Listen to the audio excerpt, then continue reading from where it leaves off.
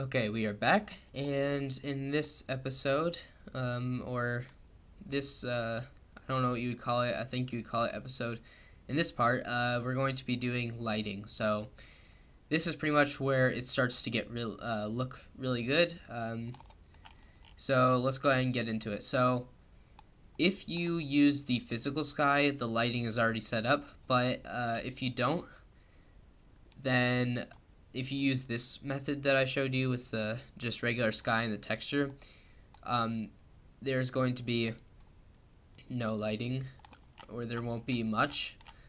You probably don't want to use just the sky. You'd want to put in something else. So I'm going to show you how I do lighting without physical sky. So what I do is I usually put in a infinite light, and I set the shadow type to area. And if you render this out, it's going to look really weird. You can see that this is all like black and stuff. That's not what you want. So what you do, so you can see that we have the object here. What you do is you rotate it in the direction you want. So you can see there's this little dot here that I'm dragging back and forth. This is the direction the sun is going. So right now it's pointing this direction. So you can see that by the light on the blocks and by the dot. But if I were to rotate it, you can see that the lighting starts to change. So first I'm going to rotate it in the direction I want. So let's see. I kind of want to get this island thingy here.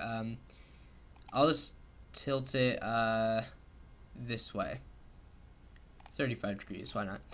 And then I'm just going to tilt it down, and you can see that it lights that, and it looks pretty good. So if you want, you could change the color and make it like orange if it was a nighttime, or not night, if it was like a sunset thing, or you could make it like bluish, and you could change the brightness down for like a nighttime scene.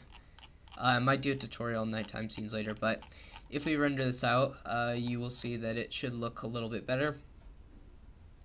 And I will show you how to do it without global illumination too. It is a little bit different setup over here, but you can see that we do have like shadows, and there's like lighting on the blocks and things. So yeah, it looks pretty good.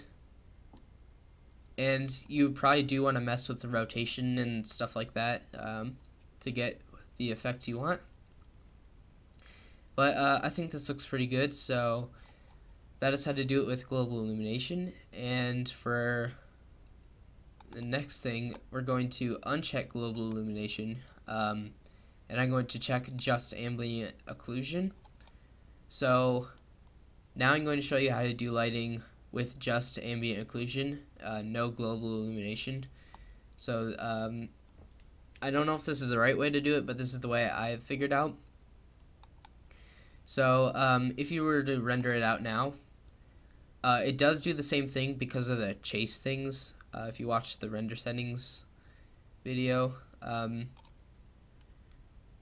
so you can see that it does not look good now that we turn that off. So we're going to fix this. So first click ambient illumination down here, and then next go to shadow and change the density to like 70. And now if you render it out, it should look a lot better. So we're just going to wait a couple seconds for this to render out. There we go. So it looks pretty much the same. And I'm pretty sure it doesn't take as long to render it out. Global illumination could take up to like a minute or two to render, but this could only take like 30 seconds maybe.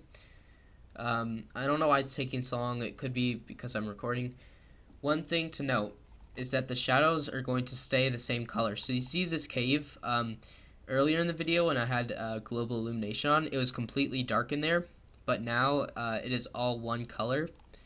That's because ambient illumination, I don't think, was really meant to be left alone. It was not really meant to be used for lighting. It was just meant to be to like fix the edges. If you use ambient occlusion with global illumination, the edges of the blocks will be a little bit different, like the shadow. So that's really what it was meant for. But Yeah, so it's just lighting the edge of the blocks, and it's not actually lighting like the whole thing. So it's gonna stay all the same brightness, but I'm pretty sure that Blue Monkey does it too. He showed us his render settings, and they're like the same. And I have looked at his videos, and the shadows don't get darker like this, so I think he does that too. That's pretty much how to make a sun with global illumination and without it. If you wanted to, you could make the scene a little brighter by changing this to like 150, and it'll be a little brighter. So yeah, now it's even brighter. That may have been a little too much, but you get the idea. So I think I'm going to make this into a couple different parts. So this one was just on world lighting, and the next one is just going to be on like other types of lighting, maybe like fire or just like stuff about the lighting. So yeah, that's how to light the world, and in the next tutorial I'll show you how to do other types of lighting. So that's pretty much it, and thanks for watching.